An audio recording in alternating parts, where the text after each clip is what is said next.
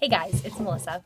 So we are going to spend the month of May talking about Instagram because I really want to help you guys figure out how to use Instagram to the best of your ability. Some of you are already pros and you're going to be helping me teach this, but what I'm finding is more people than not don't really know how to utilize it. And before we get into some of the logistics, first of all, if you haven't taken time to go set up an Instagram account, do it right now.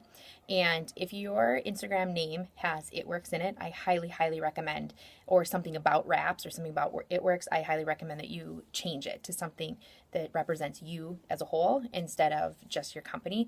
Because what this is going to be is it's kind of like a mini blog and it's a way for you to show people your life.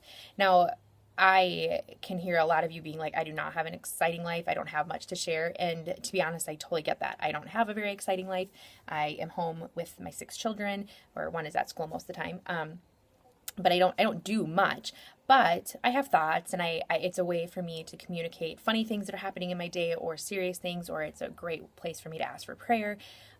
It's a great place for me to be able to utilize my photography a little bit, since I kind of see everything with a photographer's eye. But you don't have to be a photographer to use Instagram. You just need to be able to have a phone and take pictures. So anyways, what you're going to want this to be is you want it to be a place where people can get to know you.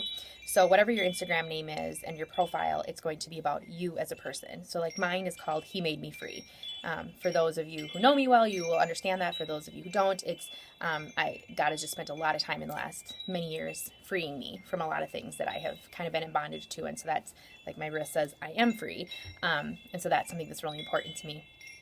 And although I talk about It Works on Instagram, it is not just about It Works, and very little of it is selling directly. It is mostly just like today I was at the park with some of my Instagram or my It Works friends, and so I posted a picture and talked about the relationships that I have formed through It Works. And when I get to do something that is paid for by It Works that we wouldn't have been able to afford otherwise, I sometimes don't even say anything other than hashtag It Works. So you need to go into using Instagram with the purpose of being like, I'm going to be sharing my life and I'm going to be making friends as I get to know their life. So don't be going into this thinking, oh, I'm going to become, have 1 million distributors and 1 million loyal customers and I'm going to be rich because of Instagram.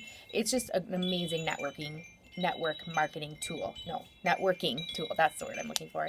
I could spend hours and hours and hours being a part of all sorts of mommy groups and homeschool groups and fitness groups and things like that. And I could network that way, but I just don't have time for that. So this is a great way to network with all of those different kinds of moms, all from my home. And so this is about building relationships. So please, please, as we go through this next month, you need to keep that in your mind.